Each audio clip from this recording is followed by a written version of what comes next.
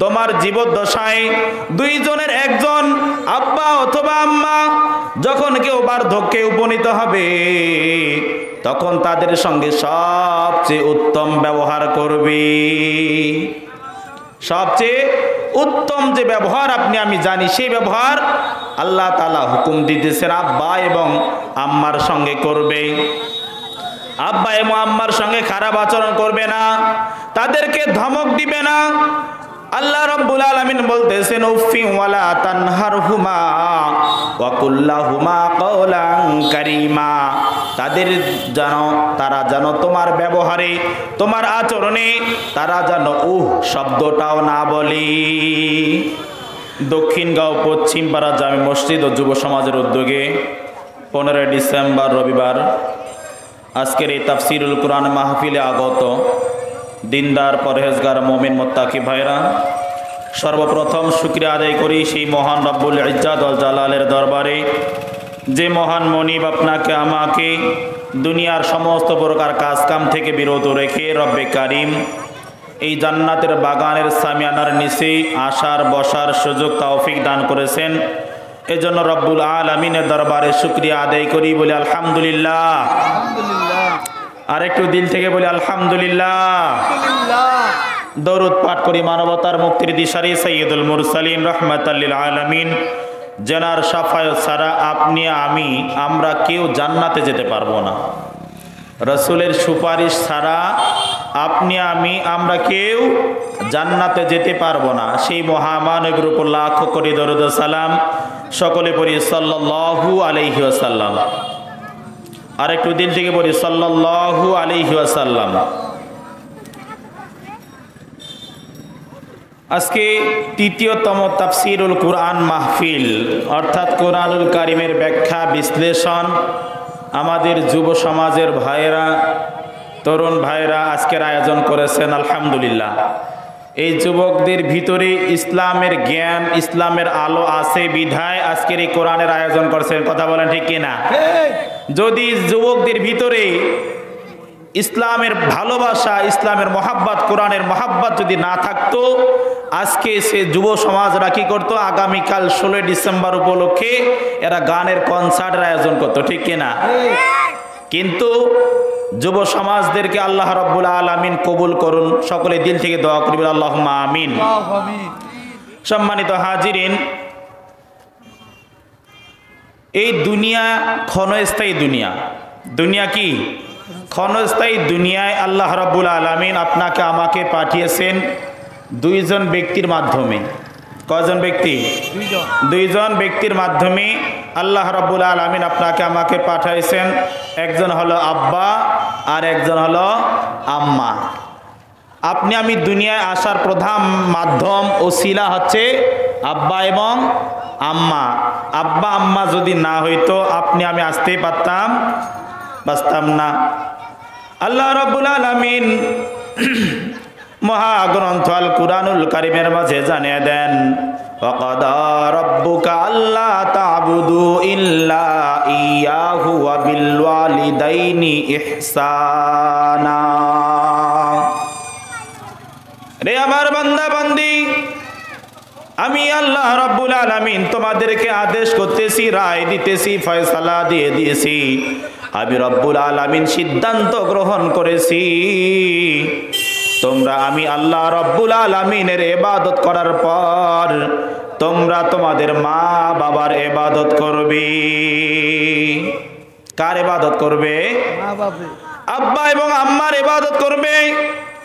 আমরা যেমনি ভাবে আল্লাহ রাব্বুল আলামিনের হুকুম মোতাবেক 5 ওয়াক্ত নামাজ আদায় করি, আল্লাহ রাব্বুল আলামিনের হুকুম মোতাবেক আপনি আমি ইসলাম অনুযায়ী, কোরআন অনুযায়ী জীবনযাপন করার চেষ্টা করি, অনুরূপভাবে আল্লাহ রাব্বুল আলামিন বলতেছে, বান্দা আমি তোমাদেরকে আব্বা এবং আম্মার মাধ্যমে দুনিয়ার জমিনে পাঠিয়েছি, তোমরা তোমাদের আব্বা এবং আম্মার কথা মতো চলবি। কার কথা মতো চলবে? আব্বা এবং আম্মার কথা অনুযায়ী চলবে। আমি রব্বুল আলামিন সিদ্ধান্ত গ্রহণ করেছি, আমার ইবাদতের পর আব্বা এবং আম্মার সঙ্গে ভালো ব্যবহার করবে। উফি ওয়ালা তানহারহুমা, সবচেয়ে ভালো ব্যবহার, ইহসানপূর্ণ ব্যবহার করবে, দয়া করবে, অনুগ্রহ করবে। তোমার জীবদ্দশায় দুইজনের একজন আব্বা অথবা আম্মা যখন কেউ বার্ধক্যে উপনীত হবে তখন তাদের সঙ্গে সবচেয়ে উত্তম ব্যবহার করবে। সবচেয়ে উত্তম যে ব্যবহার আপনি আমি জানি সেই ব্যবহার আল্লাহ তাআলা হুকুম দিতেছেন আব্বা এবং আম্মার সঙ্গে করবে। আব্বা এবং আম্মার সঙ্গে খারাপ আচরণ করবে না, তাদেরকে ধমক দিবে না। আল্লাহ রাব্বুল আলামিন বলতেছেন উফি ওয়ালা তানহারহুমা ওয়া কুল্লাহুমা কাওলান কারীমা। তাদের তারা যেন তোমার ব্যবহারে, তোমার আচরণে তারা যেন শব্দটাও না বলে।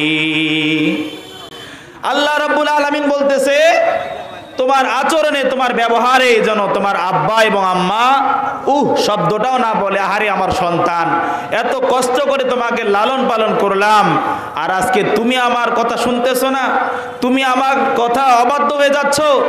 স্ত্রী পাইয়া মা বাবাকে ভুলে যাই, স্ত্রী পাইয়া আব্বা এবং আম্মাকে ভুলে যাই। আল্লাহ তাআলা বলতেছে না, তুমি স্ত্রী পাইয়া, সুন্দর স্ত্রী পাইয়া আব্বা এবং আম্মাকে ভুলে যেও না। আব্বা আম্মার সঙ্গে সবচেয়ে ভালো ব্যবহার করবে।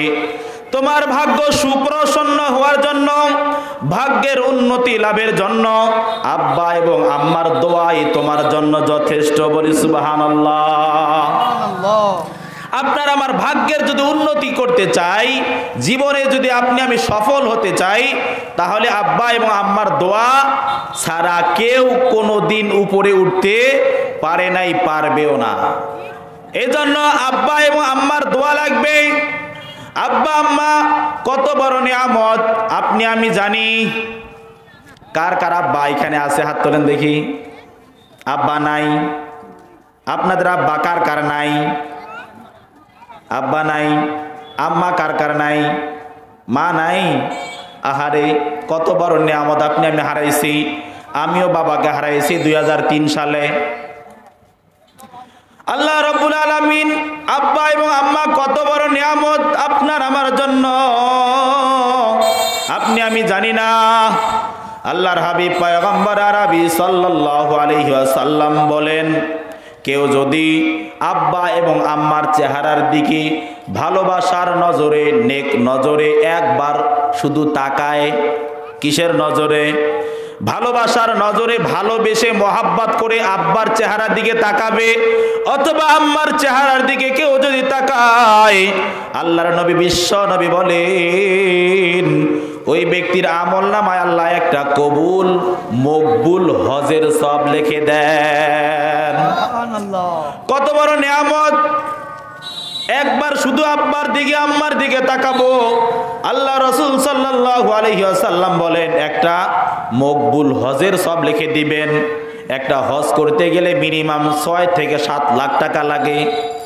এখন এত টাকা খরচ করে বাইতুল্লাহ গেলাম হজ করার জন্য, এই হজ কবুল হতেও পারে নাও হতে পারে 50%।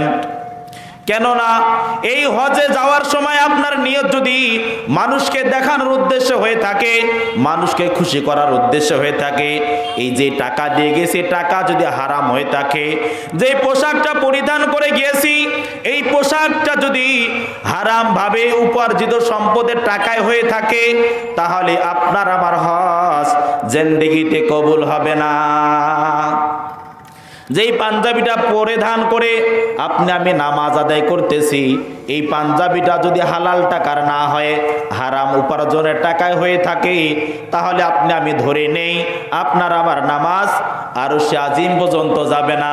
কেননা আল্লাহ রাসূল সাল্লাল্লাহু আলাইহি ওয়াসাল্লাম বলেন, কেউ যদি 999 দিরহাম দিয়ে 999 টাকা দিয়ে একটা পাঞ্জাবি ক্রয় করে, একটা টাকা যদি হালাল জায়গাত হারাম হয়ে থাকে, 1000 টাকা দিয়ে পাঞ্জাবিটা ক্রয় করেছেন, 999 টাকা হালাল, একটা টাকা হারাম হয়ে থাকে, এই একটা টাকা হারাম থাকার কারণে সম্পূর্ণ টাকাটাই আপনার আমার হারামে পরিণত হয়ে গেছে। একটা টাকা মাত্র কি হারাম থাকার কারণে পুরা পাঞ্জাবিটা আপনার আমার নাপাক, অবৈধ সম্পদের মাঝে ওইটা পড়ে যাবে। এই অবৈধ টাকা দিয়ে কোনো পাঞ্জাবি ক্রয় করে এই পাঞ্জাবি পরে যদি নামাজ পড়ি, ওই নামাজ আরশে আজিম পর্যন্ত যাবে না। ওই হাজী সাহেবের সমস্ত টাকা যদি হারাম উপার্জনের হয়ে থাকে তাহলে ওই ব্যক্তির হজ কবুল হবে না। কিন্তু আল্লাহ তাআলা এত বড় একটা নিয়ামত আব্বা এবং আম্মা বাসার মাঝে দিয়েছি, এই নিয়ামতের যদি কদর করি, সম্মান করি, ভালোবাসি, এই নিয়ামতের দিকে যদি একটা বার ভালোবাসার নজরে তাকাই, বিশ্ব নবী বলেন আল্লাহ তাআলা একবার তাকাইলে একটা মকবুল হজের সওয়াব লিখে দেন। সাহাবী বলতেছি, ইয়া রাসূলুল্লাহ সাল্লাল্লাহু আলাইহি ওয়াসাল্লাম, কেউ যদি দৈনন্দিন 100 বার তাকায়, কতবার তাকায়? 100 বার তাকায়। আল্লাহর নবী বলেন 100 কবুল হজের সওয়াব আল্লাহ তাআলা লিখে দেন। তাহলে কত বড় নিয়ামত আব্বা এবং আম্মা যাদের চলে গেছে, কিয়ামতের আগ দিন পর্যন্ত আব্বা এবং আম্মার সঙ্গে দেখা করা সম্ভব হবে? সম্ভব আর কখনোই হবে না। এজন্য যাদের আব্বা এবং আম্মা দুনিয়ায় আল্লাহ তাআলা হায়াতে রেখেছে, এই আব্বা আম্মার কদর করব, আব্বা আম্মার সেবা যত্ন করব, আব্বা আম্মার কাছ থেকে দোয়া নেব। আব্বা আম্মার কাছ থেকে কি নেব? দোয়া নেব।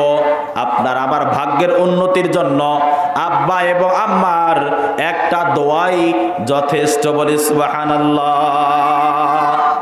আব্বা আম্মা যদি কারোর জন্য দোয়া করে, ওই ব্যক্তিকে কখনোই কোনোদিন অভাব স্পর্শ করবে না। সুবহানাল্লাহ। কখনোই অভাব স্পর্শ করবে না। এজন্য আব্বা আম্মাকে খাওয়াবো। আব্বা আম্মা যখন অসুস্থ হয়ে যাবে তাদের সেবা শুশ্রূষা করব।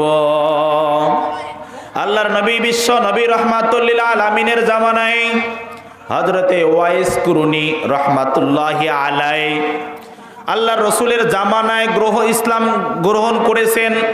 আল্লাহর নবীর জামানায় আল্লাহর রসুলের প্রতি ঈমান এনে মুসলমান হয়েছেন, কিন্তু আল্লাহর রসুলকে দেখার সৌভাগ্য হয় নাই। আল্লাহর রসুলকে দেখতে পান নাই। তেনার কান পর্যন্ত খবর গিয়েছে যে মক্কায় আল্লাহ রসুল সাল্লাল্লাহু আলাইহি ওয়াসাল্লামের উপরে আল্লাহ তাআলা নবুয়ত দান করেছে। এই কথা শোনা মাত্রই আল্লাহ রসুলের উপর ঈমান এনে ইসলাম ধর্ম গ্রহণ করেছে। বলি সুবহানাল্লাহ। ইসলাম গ্রহণ করার পর আল্লাহ রসুল সাল্লাল্লাহু আলাইহি ওয়াসাল্লামের কাছে পত্র লিখতেছেন, চিঠি লিখতেছে, ইয়া রাসূলুল্লাহ সাল্লাল্লাহু আলাইহি ওয়াসাল্লাম, ইয়ামান দেশের করণ নামক এলাকায় আমার বাড়ি। ইয়া রাসূলুল্লাহ, আমি আপনার প্রতি ঈমান এনে ইসলাম ধর্ম গ্রহণ করেছি। আমি আপনার সঙ্গে সাক্ষাৎ করতে চাই, আপনার সঙ্গে দেখা করতে চাই। আপনার সঙ্গে দেখা করে আমি সাহাবীর মর্যাদা লাভ করতে চাই। কিসের মর্যাদা? সাহাবীর মর্যাদা। সাহাবী কাকে বলে? আমরা জানি সাহাবী কাকে বলে। সাহাবী হচ্ছে আল্লাহ রসুল সাল্লাল্লাহু আলাইহি ওয়াসাল্লামকে যে ব্যক্তি ঈমান সহকারে ইসলাম গ্রহণ করে, ঈমান নিয়ে মুসলমান হয়ে আল্লাহর নবীকে যে ব্যক্তি দেখেছে এবং ঈমান নিয়ে আবার মৃত্যুবরণ করেছে, এই ব্যক্তিকে বলা হয় সাহাবী। তাহলে সাহাবী কাকে বলা হয়? যে ব্যক্তি ঈমান নিয়ে ইসলাম ধর্ম গ্রহণ করে আল্লাহর নবীকে দেখেছে এবং ঈমান নিয়ে আবার মৃত্যুবরণ করেছে, তাকে কি বলা হয়? সাহাবী বলা হয়। এই সাহাবীর মর্যাদা কত! বিশ্ব নবী রাহমাতুল লিল আলামিন ডাক দিয়ে বলেন, একজন সাহাবী আদনা থেকে আদনা, ছোট থেকে ছোট সাহাবীর মর্যাদা এত। এমন একজন সাহাবী ফজরের নামাজের পর ইসলাম ধর্ম গ্রহণ করেছে। একজন কাফের ফজরের নামাজের পর ইসলাম ধর্ম গ্রহণ করেছে। জোহরের নামাজের পূর্বেই সে ব্যক্তি মৃত্যুবরণ করেছে। মাঝখানে এক ওয়াক্ত নামাজ পড়ার সুযোগ পায় নাই। এক ওয়াক্ত নামাজের সুযোগ পাইছে? শুধু ইসলাম ধর্ম গ্রহণ করেছে। কখন? ফজরের পরে ইসলাম এনেছে, জোহরের আগেই সে ব্যক্তি মৃত্যুবরণ করেছে। মাঝখানে এক ওয়াক্ত নামাজ পড়ারও সুযোগ পায় নাই। এই রকম একজন সাহাবীর মর্যাদা এত এত করে আল্লাহ বাড়িয়ে দিয়েছে, তাম দুনিয়ার পীর বুজুর্গ ওলি আউলিয়া এমনকি বড় পীর আব্দুল কাদের জিলানী রহমাতুল্লাহ আলাইহিকেও যদি এক পাল্লায় উঠায় দেওয়া হয় তবু ওই সাহাবীর পাল্লা ভারী হয়ে যাবে।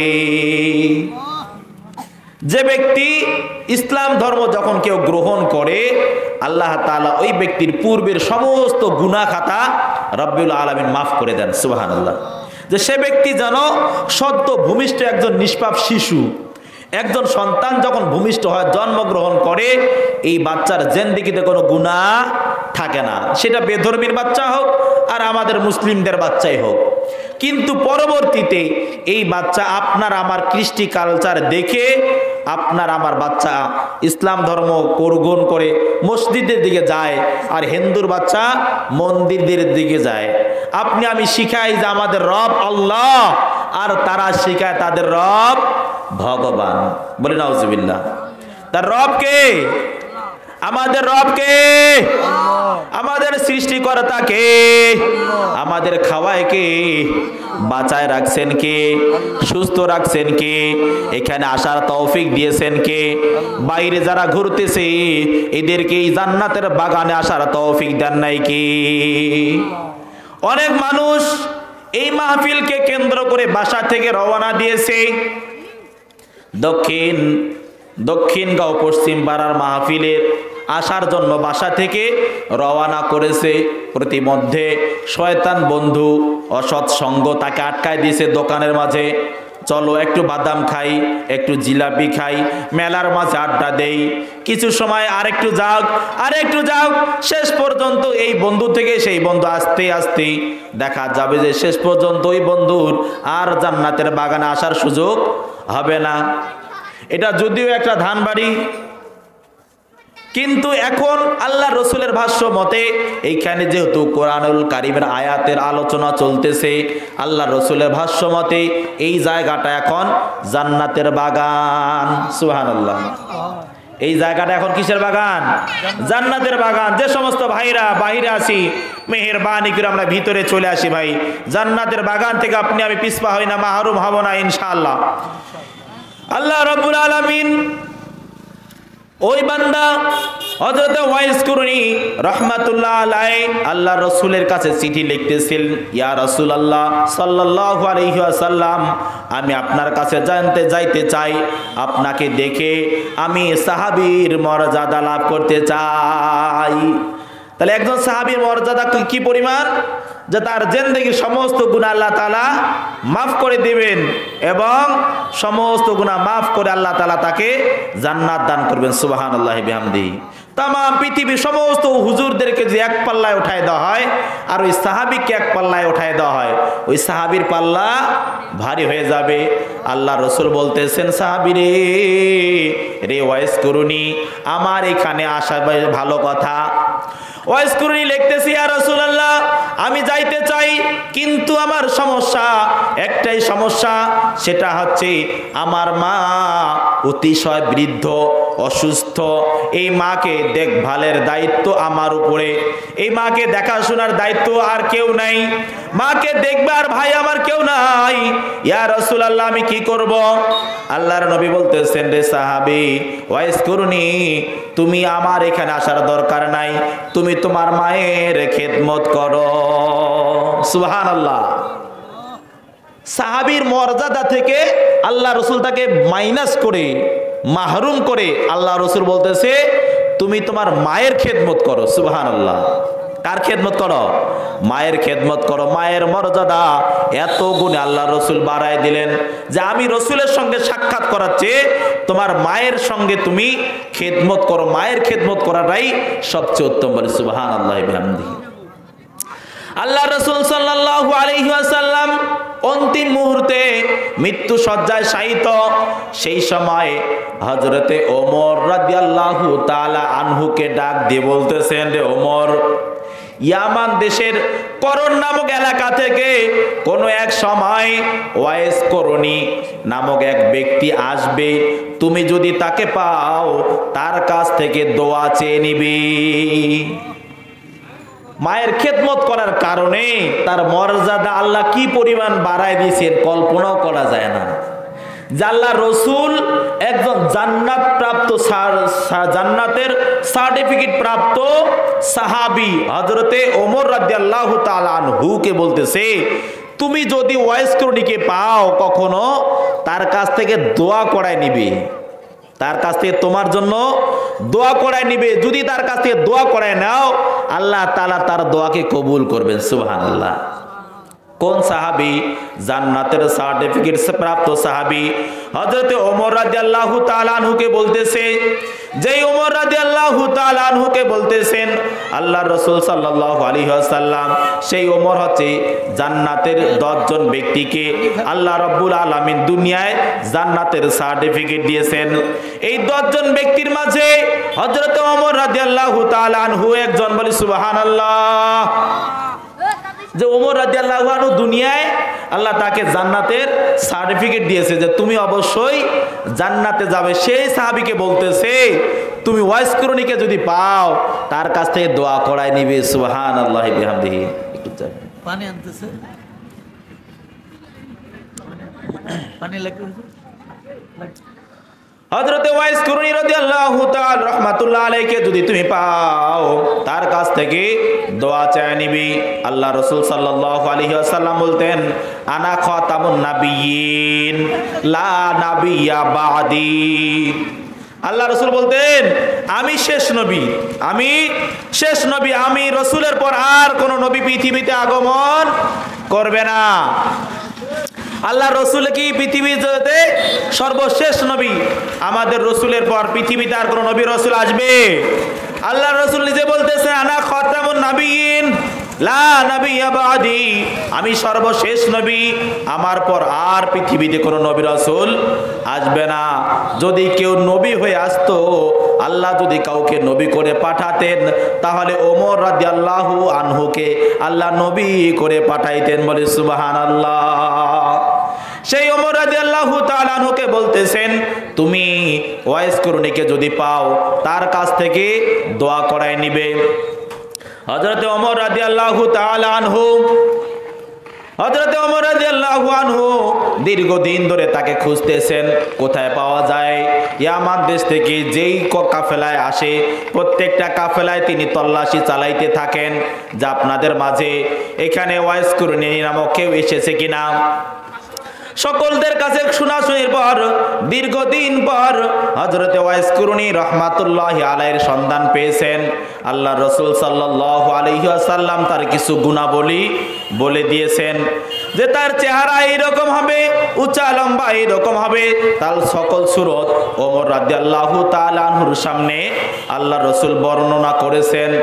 এরপরে তাকে দেখার পর আল্লাহ রাসূল সাল্লাল্লাহু আলাইহি ওয়াসাল্লাম বলতেছেন, রে ভাই ওয়াইস করণী, তুমি একটু আমার জন্য দোয়া করো। ওয়াইস করণী বলতেছেন, আপনি আল্লাহ রসুলের সাহাবী, জান্নাতের সার্টিফিকেট প্রাপ্ত সাহাবী, আপনি আমার কাছ থেকে দোয়া চাইতেছেন, ব্যাপারটা বুঝলাম না। হযরতে ওমর রাদিয়াল্লাহু তাআলা আনহু বলতেছে, ভাই আমার রসুল মৃত্যুর পূর্বে আমাকে বলে গেছেন, তুমি তোমার মায়ের খেদমত করার কারণে আমার আল্লাহ তোমার এত গুণে মর্যাদা বাড়িয়ে দিয়েছে যে আমার আল্লাহ রব্বুল আলামিনের কাছে তুমি যেই দোয়া করবে আমার আল্লাহ সেই দোয়ায় কবুল করবে। বলি সুবহানাল্লাহ। তার জন্য মায়ের যদি আমি সেবা যত্ন করি, খেদমত করি, মা যদি আপনার আমার জন্য দোয়া করে, ওই বান্দা জিন্দেগিতে কখনো অভাব অনটনের মাঝে পড়বে না। বলি সুবহানাল্লাহ। কখনো সে অভাব অনটনের মাঝে কি পড়বে না। মা বাবার যদি খেদমত করি, মা বাবাকে ভালোবাসি, মা বাবাকে খাওয়াই, ওই সংসারে কখনো অভাব অনটন দেখা দেবে না ইনশাআল্লাহ। এজন্য মায়ের দোয়া নিতে হবে, বাবার দোয়া নিতে হবে। মা বাবার সঙ্গে সবচেয়ে উত্তম ভালো ব্যবহার আব্বা এবং আম্মার সঙ্গে করতে হবে। আব্বা আম্মা যদি আপনার আমার নামে কখনো যদি বদদোয়া করে, কোন দোয়া করে?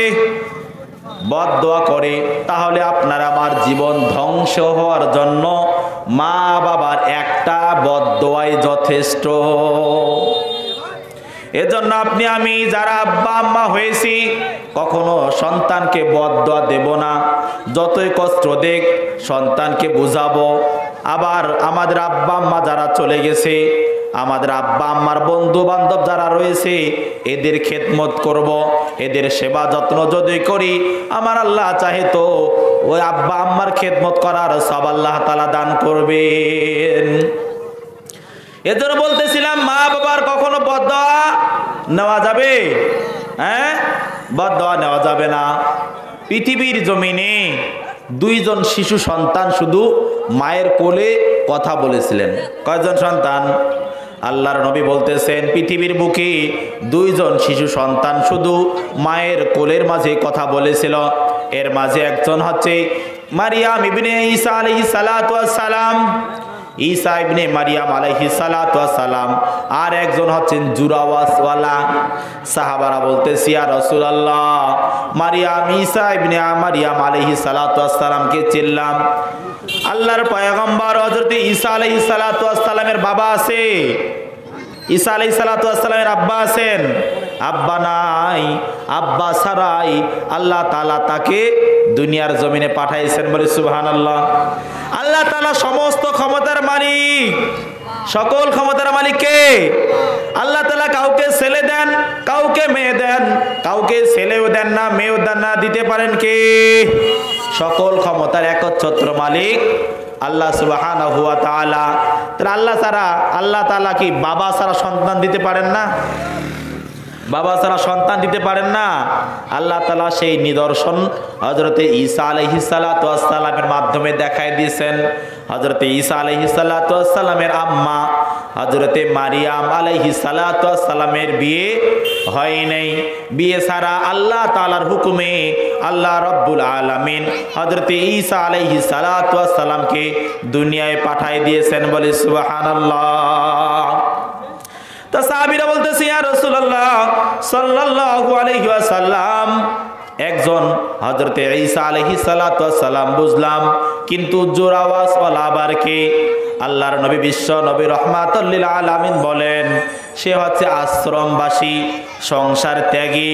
সংসারকে ত্যাগ করে নিরিবিলি এক জায়গায় মাঠের মাঝে যাইয়া একটা ঘর নির্মাণ করে এই ঘরের মাঝে দিনরাত শুধু আল্লাহ রাব্বুল আলামিনের ইবাদত বন্দেগীতে লিপ্ত থাকে। দুনিয়ার ঝামেলা কিছু সামলায় না, বাজার ঘাট করে না, সংসারের ব্যাপারে তার কোনো খেয়াল নাই, উদাসীন ভাবে তার জীবন যাপন করে। এই আশ্রমওয়ালা জুরাওয়াসওয়ালা, এই জুরাওয়াসওয়ালা একবার তার নামাজ ঘরের ভিতরে নামাজ আদায় করতেছিলেন। জুরাওয়াসওয়ালা ঘরের ভিতরে নামাজ আদায় করতেছে, এমন সময় তার মা ঘরের মাঝে বাহিরে এসে ডাকতেছেন জুরাওয়াস, রে জুরাওয়াস, জুরাওয়াস, জুরাওয়াস বলে তার মা তাকে ঘরের বাইরে থেকে ডাকতেছে। কিন্তু জোরাওয়াজ নামাজে যেহেতু দাঁড়ায় গেছে, এরপরে এখন আর কোনো আওয়াজ করতে পারছে না, মার ডাকে আর সাড়া দিতে পারছে না, যেহেতু নামাজ পড়তেছে। মা চলে গেলেন। দ্বিতীয় দিন মা আবার আসছেন, আসার পর মা তাকে ডাকতেছেন জোরাওয়াজ, রে বাবা জোরাওয়াজ। দ্বিতীয় দিনও মা তার ডাকের কোনো সারা শব্দ পাইল না। না পাইয়া মা মনক্ষুণ্ণ হয়ে রাগ করে সেখান থেকে চলে গেলেন। তৃতীয় দিন আবার আসলেন, আসার পর সেই সময়ও জোরাওয়াজ ইবাদত বন্দেগীতে লিপ্ত রয়েছেন। মা ডাকতেছেন, মায়ের ডাকে সাড়া না দিয়ে সে নফল নামাজ আদায় করতেছেন। এরপরে মা রাগ করে বলতেছে, রে জোরাওয়াজ, আমি মা এতবার তোকে ডাকতেছি, আমার মায়ের চেহারা তোকে দেখার যেহেতু ইচ্ছা করতেছে না, আমি মায়ের ডাকে যেহেতু সাড়া দিতেছি না, আমি মা তোকে অভিশাপ দিলাম, বদদোয়া করলাম, আল্লাহ যেন তোকে বেশ্যা নারীর মুখ না দেখাইয়া মৃত্যু না দেয়।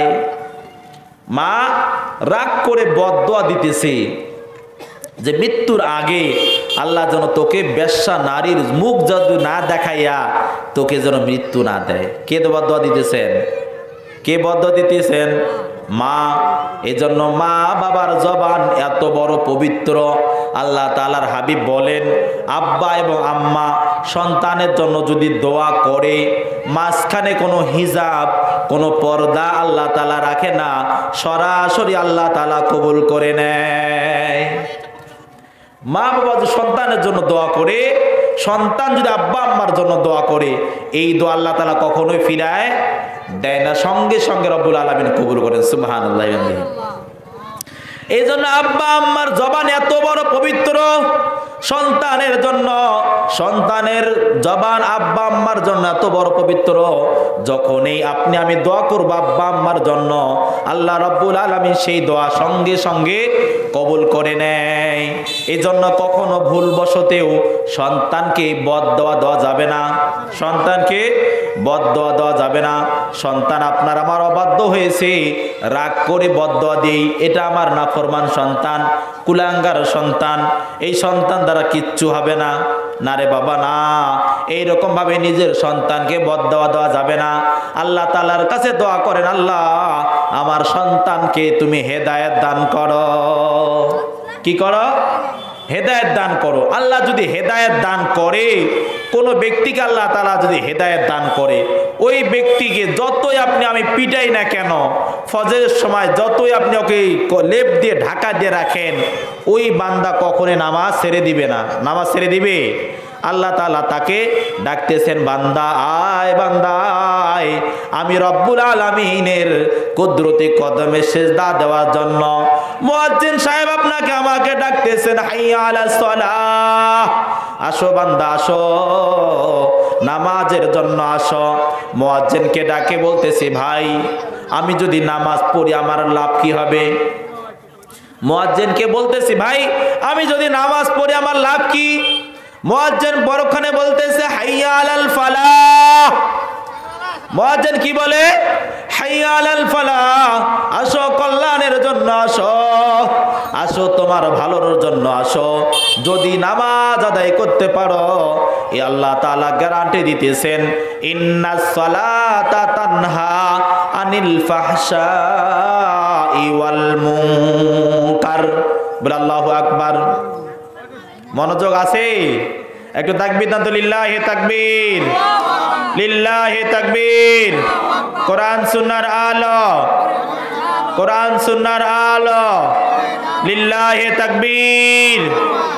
আল্লাহ রাব্বুল আলামিন গ্যারান্টি দিতেছেন, আপনি আমি যদি নামাজ পড়ার মতো নামাজ আদায় করতে পারি, আল্লাহ তাআলা বলেন, ইন্নাস সালাতা, নিশ্চয় অবশ্যই, ইন্নাস সালাতা তানহা আনিল ফাহশাই ওয়াল মুনকার। বলে আল্লাহু আকবার। অবশ্যই অবশ্যই আমার আল্লাহ গ্যারান্টি দিতেছে, 100% গ্যারান্টি। তুমি আর আমি সঠিকভাবে যদি নামাজ আদায় করতে পারি, আমার আল্লাহ তোমাকে দুনিয়ার সমস্ত প্রকার গুনাহের কাজ থেকে হেফাজত করবে। কে ওয়াদা দিতেছেন? আল্লাহ তাআলা বলতেছে, যদি নামাজ সঠিকভাবে আদায় করতে পারো, দুনিয়ার সকল প্রকার গুনাহের কাজ থেকে আমার আল্লাহ আমাদেরকে হেফাজত করবেন। বলে সুবহানাল্লাহ। এজন্য আল্লাহ তাআলার মুয়াজ্জিন আপনাকে আমাকে ডাকতেছেন, 5 বার ডাকেন, হাইয়া আলাস সালাহ, আসো নামাজের জন্য আসো, হাইয়া আলাল ফালাহ, আসো কল্যাণের জন্য আসো, তোমার ভালোর জন্য আসো, তোমার মঙ্গলের জন্য আসো। এই নামাজ যদি তুমি সঠিকভাবে আদায় করতে পারো, যেই রিজিকের পিছনে সকাল থেকে সন্ধ্যা পর্যন্ত মাথার ঘাম পায়ে ফেলে দিনরাত পরিশ্রম করতেছি, আল্লাহ রাব্বুল আলামিন এই রিজিকের ব্যবস্থা করে দিবেন। আরেকটু আসতে বলি সুবহানাল্লাহ। বিশ্বাস হয়? খাওয়ানোর মালিক কে? আপনাকে আমাকে খাওয়ায় কে?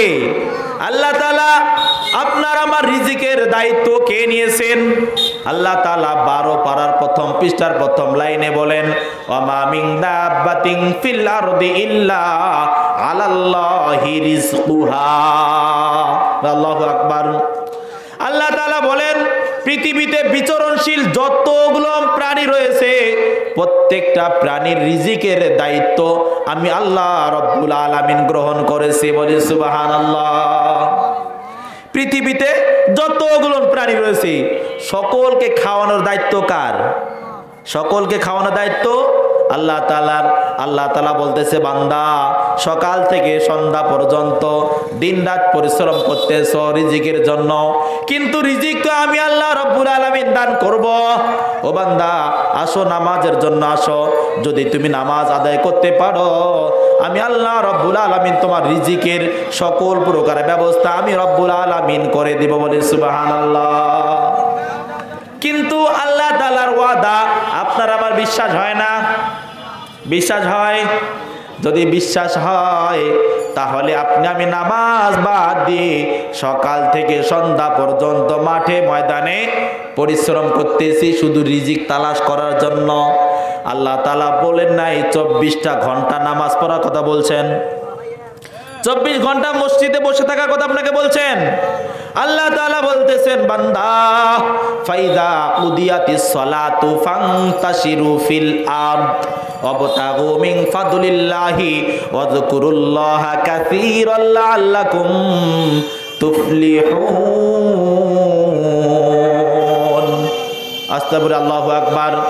আল্লাহ তাআলা বলতেছে, বান্দা যখন নামাজ শেষ হয়ে যাবে আর আমার ঘরের ভিতরে বসে থাকার দরকার নাই, তখন ফাইজা কুদিয়াতিস সালাত, যখন নামাজ শেষ হবে, ফাইজা কুদিয়াতিস সালাতু ফান্তাশিরু ফিল আরদ, তুমি রিজিক তালাশ করার জন্য, খাদ্য অন্বেষণ করার জন্য মাঠে ময়দানে তুমি ছড়িয়ে পড়বে। নির্দেশ কার? নির্দেশ কার?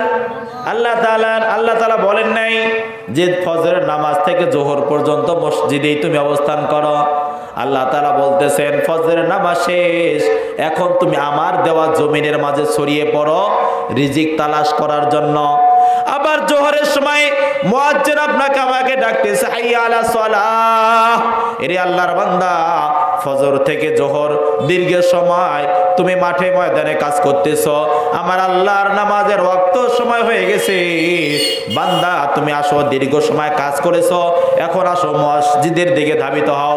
মসজিদে এসে জোহরের নামাজ আদায় করো। জোহরের নামাজ আদায় করার পর আবার মাঠে ময়দানে চলে যান। মাঠে ময়দানে জোহর থেকে আসর পর্যন্ত আর একটু শর্ট সময় কাজ করলাম। কাজ করা শেষে মুয়াজ্জিন আপনাকে আমাকে আবারও ডাকতেছে আসরের সময়, হাইয়া আলাস সালাহ। এই বান্দা আসো নামাজের জন্য আসো। আসলাম, নামাজ পড়লাম। নামাজ পড়া শেষ, আল্লাহ তাআলা বলতেছেন ফাইজা কুদিয়াতিস সালাত, বান্দা নামাজ শেষ হয়ে গেছে, এখন তুমি আমার ঘর থেকে বেরিয়ে যাও, জমিনের মাঝে ছড়িয়ে যাও, ব্যবসা প্রতিষ্ঠানে চাকরি বাকরিতে তোমার যা প্রয়োজন তুমি কাজ কাম করো। আবার মাগরিবের সময় মুয়াজ্জিন ডাকতেছে, হাইয়া আলাস সালাহ, আসো বান্দা আসো নামাজের জন্য আসো। মাগরিবের সময় মাগরিবের নামাজ আদায় করলাম। মাগরিবের নামাজ আদায় করার পর আপনাকে আমাকে আল্লাহ তাআলা আবার বলতেছেন ফাইজা কুদিয়াতিস সালাত, বান্দা নামাজ শেষ, এখন আবার তুমি ব্যবসা প্রতিষ্ঠানে যাও, দুনিয়ার বাজারে যাও, বাজার সদাই করে দুনিয়াবি খাওয়া খাদ্য গ্রহণ করার জন্য বাজার থেকে তুমি বাজার করে নিয়ে আসো। আবার কিছুক্ষণ পর আজান হয়ে গেল, ইশার আজান হয়ে গেছে। এই ইশার সময় মুয়াজ্জিন আপনাকে আমাকে ডাকতেছে, হাইয়া আলাস সালাহ, রে বান্দা আসো নামাজের জন্য আসো। আবার আসলাম, নামাজ পড়লাম। নামাজ পড়ার পর আল্লাহর নবী বিশ্ব নবী বলেন, দ্রুত গতিতে তুমি এখন ঘুমায় যাও। সুবহানাল্লাহ। দিনটা দিয়েছেন আল্লাহ তাআলা পরিশ্রম করার জন্য, রাতটা আল্লাহ তাআলা দিয়েছেন বিশ্রাম করার জন্য। সুবহানাল্লাহ। দিনটা দিয়েছেন কিসের জন্য? পরিশ্রম করার জন্য। সারা দিনে যত ক্লান্তি রয়েছে এশার নামাজের পর যত দ্রুত সম্ভব আল্লাহর হাবিব বলেন তোমরা দ্রুত ঘুমায় যাও। এই শর্টটা সময় যখন ঘুমায় যাবেন সারা দিনের যত প্রকার ক্লান্তি আল্লাহ রব্বুল আলামিন এই ঘুমের মাঝে দূর করে দিবে। বলি সুবহানাল্লাহ। কিসের মাধ্যমে? ঘুমের মাধ্যমে। আল্লাহর নবী বিশ্ব নবী বলেন আবার ফজরের আজানও যখন হয়ে যাবে আপনাকে আমাকে মুয়াজ্জিন ডাকতেছে, আসসালাতু খায়রুম মিনান নাওম। রে বান্দা ঘুম থেকে নামাজ উত্তম। রে বান্দার ঘুমায়ও না। আবার তুমি মসজিদের দিকে ধাবিত হও। মুয়াজ্জিনের ডাকে সাড়া দিয়ে আবার যখন মসজিদের দিকে ধাবিত হব, আমার রাসূল সাল্লাল্লাহু আলাইহি ওয়াসাল্লাম বলেন, যে ব্যক্তি ফজরের নামাজ জামাতের সঙ্গে আদায় করলো, এশার নামাজ জামাতের সঙ্গে আদায় করে ঘুমায় গেছে, ফজরের নামাজ আবার জামাতের সঙ্গে আদায় করবে, আল্লাহর নবী বিশ্ব নবী বলেন সারা রাত নফল নামাজ পড়লে যে সব হয়, আল্লাহ তাআলা সেই সব তার আমল নামায় লিখে দেন। বলে সুবহানাল্লাহ। অথচ আপনি আমি কি ঘুমাইছিলাম, মাগরিব ঈশা থেকে ফজর পর্যন্ত ঘুমাই আছি। আল্লাহর নবী বলেন যে কেউ যদি ফজর ঈশার নামাজ জামাতের সঙ্গে আদায় করে, আবার ফজর নামাজ যদি আবার জামাতের সঙ্গে আদায় করে, একটু ভাইটাকে সাউন্ড কেন করতেছি জানি, ফজরের ঈশার নামাজ কেউ যদি জামাতের সঙ্গে আদায় করে, আবার ফজরের নামাজ যদি আবার জামাতের সঙ্গে আদায় করে, আল্লাহর নবী বলেন, বিশ্ব নবী বলেন যে সারা রাত আপনি আমি জানি যে আমরা ঘুমাই আছি, কিন্তু সারা রাত নফল নামাজ আদায় করলে যে সব হয়, আল্লাহ রব্বুল আলামিন সেই সব আপনার আমার আমল নামায় লিখে দেন। সুবহানাল্লাহ। তাহলে এই জন্য আপনার আমার রিজিকের দায়িত্ব কার? রিজিক দিবেন কে? আল্লাহ তাআলা। কিসের মাধ্যমে? নামাজের মাধ্যমে। আপনি আমি যদি নামাজ আদায় করতে পারি, তাহলে আপনাকে আমাকে দুনিয়ার সমস্ত প্রকার গুনাহ থেকে হেফাজত করবেন কে? আল্লাহ তাআলা বলতেছেন, ইন্না সলাতা তানহা আনিল ফাহশাই ওয়াল মুনকার। দুনিয়ার সমস্ত প্রকার গুনাহের কাছ থেকে আমি আল্লাহ রব্বুল আলামিন হেফাজত করব।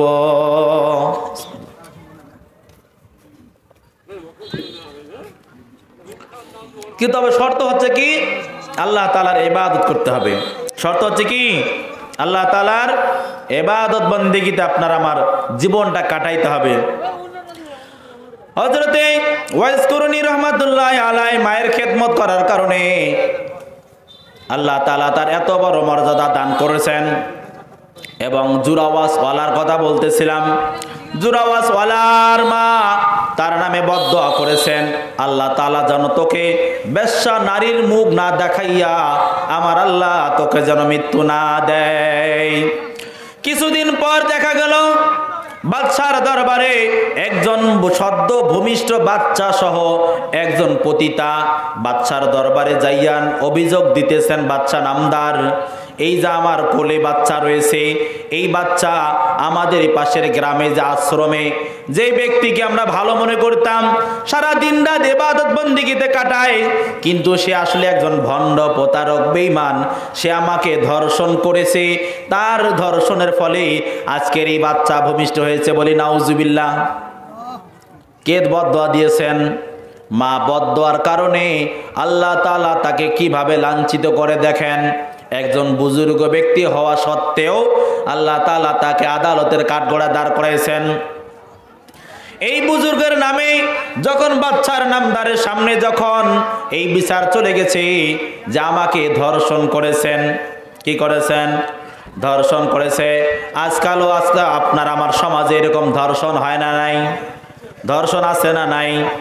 কেন ধর্ষণ হয়? বেপরদার কারণে। কিসের কারণে? আপনার আমার রূপ যৌবন যখন আপনি আমি যখন প্রদর্শন করে বেড়াবো, এলাকার যুব সমাজ যুবকরা আপনার আমার দিকে তাকাবে, লোলুপ দৃষ্টিতে আপনার আমার দিকে তাকাবে, তখন এই যুবক মনে মনে খেয়াল করে কিভাবে এই মেয়েটাকে নষ্ট করা যায়, ধর্ষণ করা যায়। দিনের দিন তাকে প্রেম করার চেষ্টা করবে। প্রেমের ফান্দে যখন ফেলাও না যায়, তখন খারাপ বন্ধুদেরকে সঙ্গে নিয়ে কিশোর গ্যাং তৈরি হয়ে এই মেয়েটাকে তুলে এনে ধর্ষণ করে মেরে ফেলায়।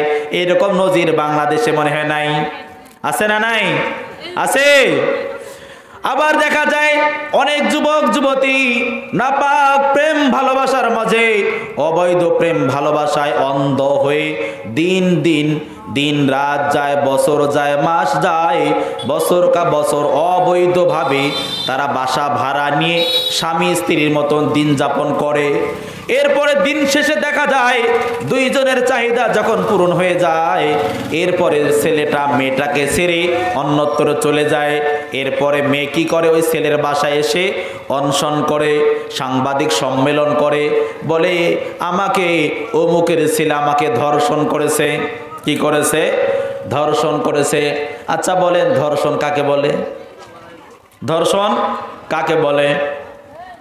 ধর্ষণ হচ্ছে একটা মেয়ের ইচ্ছার বিরুদ্ধে নাপাক প্রেম ভালোবাসার মাধ্যমে বিবাহ বহির্ভূতভাবে শারীরিক সম্পর্ক স্থাপন করার নাম হচ্ছে কি?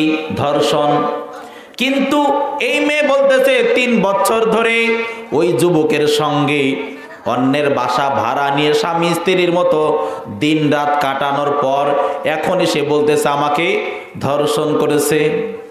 3 বছর ধরে কি ধর্ষণ করা সম্ভব? 3 বছর ধরে ধর্ষণ করা সম্ভব? দুজনের ইচ্ছার ভিতরে হয়েছে, দুজনের সম্মতি দিতেই হয়েছে। এই নাপাক প্রেম ভালোবাসা থেকে বাঁচতে হলে আপনাকে আমাকে কোরআনের জ্ঞান, ইসলামের জ্ঞান আপনার আমার দরকার আছে না নাই? আছে না নাই? পর্দার জ্ঞান আল্লাহ রাব্বুল আলামিন পর্দা এমনি এমনি ফরজ করে নাই। আপনি আমি রূপ যৌবন দেখায় বেড়াবো আর যুব সমাজ মনে চুপচাপ করে থাকবে? এজন্য আপনার মেয়ে আমার মেয়ে, আপনার স্ত্রী আমার স্ত্রী, আপনার বোন আমার বোন, আপনার বউ আমার বউ, এদেরকে পর্দায় রাখার দায়িত্ব কার? পর্দায় রাখার দায়িত্ব কার? আপনার স্ত্রীকে পর্দায় কে রাখবে? আমি। আপনার মেয়েকে পর্দায় কে রাখবে? আমি রাখবো। কে রাখবে? আপনার বোনকে পর্দায় করার দায়িত্ব কার? আমার না আপনার? কার দায়িত্ব জানেন না? আপনি যদি আপনার স্ত্রীকে হুকুম করেন কখনো কোনো অবস্থায় বেপর্দায় তুমি চলতে পারবে না, আমার বন্ধুর সঙ্গে তুমি মুখ খুলে দেখা করতে পারবে না, পাড়া প্রতিবেশী তোমার দেওরার সঙ্গে দেখা করতে পারবে না, তোমার মামাতো ভাই, খালাতো ভাই, চাচতো ভাই, তালতো ভাই, যত ভাই আছে সকল প্রকার ভাই আমার বাসায় এলাও নয়। এলাও হবে তখন পরিপূর্ণ পর্দার ভিতরে থাকবে যখন। এইভাবে আইন যদি আপনি আমি করি, বলেন আপনার স্ত্রী বেপর্দা থাকতে পারবে? থাকতে পারবে? আপনার আমার মেয়েকে যদি আপনি আমি বাধ্য করি পরিপূর্ণভাবে খাস পর্দা করতে হবে, ও আমার মেয়ে যাচ্ছ বিয়ে বাড়িতে যাও ভালো কথা, কিন্তু সুন্দরভাবে বোরখাটা পরিধান করো, হিজাব পরো, নেকাব পরো, হাত মোজা পাও মোজা পরে এরপরে তুমি বিয়ে বাড়িতে যাও। যদি আপনি আমি এই আদেশ করি, আপনার আমার মেয়ে মানবে না? মানতে বাধ্য থাকবে। কিন্তু না করে আপনি আমি এমন নির্লজ্জ বাবা হয়ে আপনি আমি মেয়েকে দিচ্ছি স্কিন টাইট প্যান্ট কিনে দিতেছি, আপনি আমি শর্ট জামা কিনে দিতেছি, নেট মাছ মারার যে নেট জাল সেই রকম টাইপের ওড়না কিনে দিতেছি। আপনার আমার মেয়ে আপনার আমার সামনে মাথার চুল খোলা রেখে পিঠের উপর ছেড়ে দিয়ে অনুষ্ঠান বাড়িতে যাইতেছে। আপনার আমার মেয়ে সকালবেলা গোসল করে মাথার চুল পিঠের মাঝে ছেড়ে দিয়ে কলেজে যাইতেছে। আপনি আমি একটা বারও বলি না ওরে আমার আদরের সন্তান তুমি পর্দা করে যাও? বলছি একটা বারও মেয়েটাকে বলছি যে কেন তুমি এইভাবে যাইতেছো? কলেজে যাচ্ছ, কলেজে ড্রেস পরে যাও, কিন্তু উপরে বোরকা হিজাব নেকাব পরে যাও। আপনি আমি যদি বাধ্য করি মেয়েটা কি পরবে না? আপনি আমি তো কুলাঙ্গার বাবা মা। একটা মেয়ে দিনের জ্ঞান তার ভিতরে ঢুকেছে, ঢোকার পর সে চেষ্টা করে পরিপূর্ণভাবে পর্দা করার জন্য, কিন্তু আপনি আমি আপনার চাচাতো ভাই, মামাতো ভাই, খালাতো ভাই অনেকে বলতেছি এটা তোমার চাচা হয়, এটা তোমার মামা হয়, মামার মতো চাচার মতো, এ তোমার চাচার মতো, কিন্তু চাচা না, চাচার মতো, দুলাভাই ভাইয়ের মতো কিন্তু ভাই না। দুলাভাই কিসের মতো? ভাইয়ের মতো, কিন্তু দুলাভাই কখনো ভাই হতে পারে না। চাচাতো ভাই ভাইয়ের মতো কিন্তু আপন ভাই নয়। চাচাতো ভাই চাইলে তাকে বিয়ে করতে পারে কি পারে না?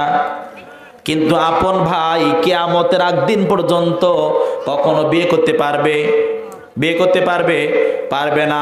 অতে পর্দা লাগে না ভাই আপন ভাইয়ের সামনে, চাচতো ভাই, মামাতো, খালাতো, ফুফাতো ভাই সকলের সামনে পর্দা দরকার আছে না নাই? এই মেয়েটা যখন পরিপূর্ণ পর্দা করার চেষ্টা করে, কোনো পর্দা করে কোনো একটা অনুষ্ঠানে যখন যায়, আপনি আমি বলি এখানে সবাই আমাদের মতোই, এলে আমরা সবাই আমাদের মেহমান, সমস্যা নাই, এখানে মুখটা খুলে এখানে খানা খাও, সমস্যা নাই। সারাটা জীবন আপনি এই পর্দা করলাম, একটা দিন এই অনুষ্ঠান উপলক্ষে বেপর্দা হয়ে আপনার আমার চেহারাটাকে দেখাইলাম। এই মেয়েটা যখন জাহান্নামে যাবে, একা একাই জাহান্নামে যাবে না, একা একাই জাহান্নামে যাবে না। কোন একটা মেয়ে যখন জাহান্নামে যাবে, আল্লাহ রাব্বুল আলামিনের হাবিব বলেন 5 জন ব্যক্তিকে সে জাহান্নামে নিয়ে যাবে। এত দ্রুত কয়জন মেয়েকে জাহান্নামে নিয়ে যাবে? 5 জন মেয়েকে নিয়ে যাবে। এই 5 জন মেয়ের মাঝে ওই মেয়েটা যখন জাহান্নামে যাবে, আল্লাহ তাআলার কাছে অভিযোগ করবে, রব্বে কারীম, আমি যখন বাবার বাসায় ছিলাম আমাকে পর্দা করানোর দায়িত্ব আমার বাবার ছিল, কিন্তু আমার বাবা আমাকে পর্দার কথা বলে নাই। আমার ভাইয়ের দায়িত্ব ছিল আমাকে পর্দা করানোর, কিন্তু আমার ভাই আমাকে পর্দার কথা বলে নাই। আমি যখন বিয়ে করে শ্বশুর বাড়িতে গিয়েছিলাম, আমার স্বামীর দায়িত্ব ছিল আমাকে পর্দা করানোর, কিন্তু আমার স্বামী আমাকে পর্দার কথা বলে নাই। আমার শ্বশুরের দায়িত্ব ছিল আমাকে পর্দার কথা বলার, কিন্তু আমার শ্বশুর আমাকে পর্দার কথা বলে নাই। আমার বড় সন্তান, আদরের সন্তান আমার ছিল, এই সন্তান আমাকে পর্দার আদেশ করতে পাইতো, কিন্তু আমার সন্তান আমাকে পর্দার কথা বলে নাই। ও রব্বে কারীম, আজকে যেহেতু আমাকে জাহান্নামে যেতেই হবে, তোমার কাছে একটাই আরজি, একটাই ফরিয়াদ, ও কাবার মালিক, এই 5 জন ব্যক্তিকে আমার সামনে এনে দাও, তাদের ঘাড়ের মাঝে পা দিয়ে আজকে জাহান্নামে যেতে চাই, বলি নাউজুবিল্লাহ। তাহলে একটা মেয়েকে পর্দা করা দায়িত্ব কার? আপনার আমার। আজকে মাহফিলে অনেক মেয়ে আসবে বা আসছে, কেমনে আসছে? আপনার মেয়ে, আপনার বউ, আপনার ভাই, আপনার ভাবি আসছে, কিভাবে আসছে আপনি আমি ভালো করে জানি। যাওয়ার সময় দেখা যাবে পুরুষ মহিলা একাকার হয়ে যাবে, কোনো পর্দার বালাই নাই। পর্দার বালাই আছে? তাহলে এই জন্য আপনি আমি বড়, সবচেয়ে বড় দায়ী। এই জন্য আল্লাহ রাসূল সাল্লাল্লাহু আলাইহি ওয়াসাল্লাম বলছেন, আপনি আমি হচ্ছে দায়ুস, আর দায়ুস কখনোই জান্নাতে যাবে না। 10,000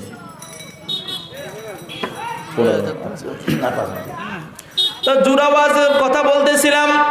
মা তার নামে বদদোয়া করেছেন যে আল্লাহ রব্বুল আলামিন তাকে যেন বেশ্যা নারীর মুখ না দেখাইয়া মৃত্যু না দেয়। এরপরে বেশ্যা নারী বাদশা দরবারের কাছে যাইয়া বলতেছে, বাদশা নামদার, ওই জুরাওয়াজওয়ালা আমাকে ধর্ষণ করেছে, আমাকে রেপ করেছে, রেপ করার ফলেই বাচ্চা ভূমিষ্ঠ হয়েছে। এরপরে বাচ্চা রাগ করে তার প্রজাদেরকে পাঠায় দিলেন, যাও ওই ভণ্ড দরবেশের আশ্রমটাকে ভেঙ্গে দাও, ভণ্ড দরবেশের আশ্রম ভেঙ্গে দিয়ে তাকে ধরে নিয়ে আসো। এরপরে জুরাওয়াজওয়ালাকে বাচ্চার দরবারে উপস্থিত করা হলো। বাচ্চা তাকে বলতেছে, রে জুরাওয়াজ, তোমাকে আমরা খুবই ভালো ভাবতাম, খুবই ভালো মনে করতাম, তুমি সারাদিন ইবাদত বন্দেগীতে লিপ্ত থাকো, কিন্তু আজকে যে তোমার নামে মিথ্যা অভিযোগ আসছে, তোমার নামে যে অভিযোগ আসছে গুরুতর অভিযোগ, এই অভিযোগ কিভাবে খণ্ডন করবা? এবার জুরাওয়াজওয়ালা বলতেছে, বাচ্চা নামদার, জানতে চাই আমার কি অপরাধ, কি করেছি আমি? বলছে, ওই যে মহিলার কোলে বাচ্চা, এই বাচ্চা নাকি তোমার ঔরসজাত বাচ্চা, তুমি তার সঙ্গে অবৈধ সম্পর্ক স্থাপন করে এই বাচ্চা ভূমিষ্ঠ হয়েছে। জুরাওয়াজওয়ালা বলতেছে, না না বাচ্চা নামদার, এটা আমার বাচ্চা কখনোই হতে পারে না। এবার ওই মহিলাকে জিজ্ঞাসা করতেছে, রে আল্লাহর বান্দি, সত্যি কথা বলো, এই বাচ্চার বাবাকে? আল্লাহর বান্দি বলতেছে, এই বাচ্চার বাবা তুমি। বলি নাউজুবিল্লাহ। এই কথা শোনার পর জুরাওয়াজওয়ালা হাসতেছেন। বাচ্চা বলতেছেন, হাসবে না মা, সত্যি কথা বলো, এই মহিলার সঙ্গে তুমি অবৈধ সম্পর্ক স্থাপন করেছ। এবার বলতেছে, আল্লাহর বান্দা, আমি যদি না বলে ওই শিশু সন্তান যদি বলে দেয় তাহলে কেমন হয়? বাচ্চা বলতেছে, বাচ্চা মানুষ, দুধের বাচ্চা, সে কি কথা বলতে পারে? বলছে, সে কথা বলতে পারবে। জুরাওয়াজ আল্লাহ তাআলার কাছে ফরিয়াদ জানায়, রব্বুল আলামিন, কঠিন মুসিবতের মাঝে পড়ে গেছি, আয় আল্লাহ এই শিশু সন্তানের জবানটা তুমি খোলায় দাও। আল্লাহ রব্বুল আলামিনের বান্দার দোয়া রব্বুল আলামিন কবুল করে নিলেন, বলি সুবহানাল্লাহ। কবুল করে আল্লাহ রব্বুল আলামিন ওই ছোট্ট বাচ্চার জবানটা খোলাই দিলেন। ছোট্ট বাচ্চা এবার মায়ের কোল থেকে বলতেছে, বাচ্চা আমার বাবা জুরাওয়াসওয়ালা নয়, আমার বাবা ওই আশ্রমের পাশেই একজন রাখাল। বলি সুবহানাল্লাহ। বাচ্চাকে কথা বলার শক্তি দিয়েছেন কে? আল্লাহ সুবহানাহু ওয়া তাআলা বাচ্চার জবান খোলাই দিয়েছেন। এবার বাচ্চা খুবই লজ্জিত অনুতপ্ত। এবার বাদশা বলতেছেন, জোরাওয়াস তুমি মহিলার কথা শুনে হাসতেছিলে কেন? বলতেছে, আমি হাসতেছিলাম এই কারণে, আমি যখন নামাজ পড়তেছিলাম আমার মা এসেছিল, আমার মা আমার নামে বদদোয়া করেছে, আল্লাহ যেন বেশ্যা নারীর মুখ না দেখাইয়া আমার মৃত্যু না দেয়। আল্লাহ তাআলা আমার মায়ের বদদোয়াকে কবুল করেছেন। আমি এই দোষে দোষী না হওয়া সত্ত্বেও আমার আল্লাহ সামান্য কিছু সময়ের জন্য এই বিব্রতকর পরিস্থিতির সম্মুখীন আমাকে করেছে। এই কথা ভেবে আমি হাসতেছিলাম। এই জন্য সম্মানিত ভাইরা আমার, আব্বা আম্মার দোয়া বদদোয়া উভয়টাই কবুল করে নেন আল্লাহ তাআলা। বা এবং আম্মা যদি কখনো দোয়া করে, কখনো বদদোয়া করে, সেই দোয়া কবুল করে নেয় কে? এজন্য কখনো আব্বা আম্মার সঙ্গে বেয়াদবি করব না, আব্বা আম্মার সঙ্গে নাফরমানি করব না, আব্বা আম্মার খেদমত করে তাদের কাছ থেকে দোয়া করে নেব, ইনশাআল্লাহ। আল্লাহ